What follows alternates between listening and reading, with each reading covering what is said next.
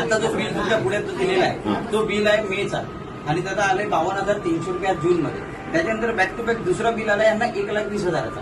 68,000 आणि total 1,20,000चा bill आला 1,20,000 परत पुरा. आणि त्याच्यानंतर जेव्हा तक्रार करून कंप्लेंट करून झाली तर ह्यांचं असं म्हणणं आहे की 45,000 तुम्ही भरा आणि टप्प्याटप्प्याचं भरा. जर ह्यांचं घर बंद आहे, ह्यांच्या घरात जर युजच काय झालेलं नाही म्हणजे ह्यांच्या घरातच नाही तर तरी सुद्धा एवढी मोठी बिल येतं. म्हणून कंझ्युमर स्वतः आज 3 महिने नाचतोय या इथं, तरी सुद्धा कोण दाद देत नाही. 8 दिवस जाते 10 दिवस जाते असं हे चाललंय सगळं. साहेब त्यांना इन्व्हर्टरचं सांगितलं होतं की इन्व्हर्टर बिल स्वस्त म्हणून. तुमच्या इन्व्हर्टरमुळे एवढं बिल माझ्या पण घरात आहे. हॉटेलला येत नाही. इन्व्हर्टर एवढं बिल देतो 80 रुपयाचा इन्व्हर्टर बिल दिसतो. आता 200 त्याला 45,000 सांगतात. तुम्ही झालं की यांच्याशी भेटा आणि यांनी जर काय केलं नाही तर परत आम्हाला पण मला हप्ता होले पाहिजे, मला तर हप्ता होले पाहिजे काय समोर. हप्ता इथे नाही पाहिजे आम्हाला. आम्ही इथून जाणार निर्णय हप्ता इथे पाहिजे आम्हाला. कोकणात सगळ्यात वीज चोरी कमी होते.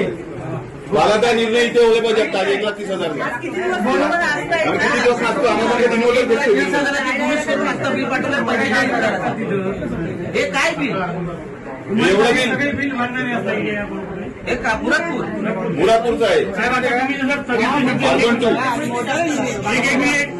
साहेब आपण जसं स्थगिती शब्द दिले शासनाकडून की आम्ही स्मार्ट मीटर स्थगित आहे, तसं यांना 45 भरण्याचे जो आता तुम्ही सांगितले या स्त्रीकडे पण येत नाही तोपर्यंत स्थगिती द्या तुम्ही. मला चेक करायला लागेल. चेक करून हे कसं आहे, हे माझ्या अंगावर घेऊन घेतलंय. बरोबर आहे. अंगावर घेऊन घेतलंय. हे मला माझ्या जीवावर भेटू शकतं, माझ्यावर ऍक्शन पडू शकतं. पण तरी पण मी कावर घेतलं ते किंवा उद्रेक एवढा आहे. कंटिन्यू 5 दिवस झाले मला इथं जॉईन हजर झाल्यापासून पहिल्या दिवसापासून इथं मूर्ती दूर राहिली. म्हणून मी फक्त हे करतोय तर आमचं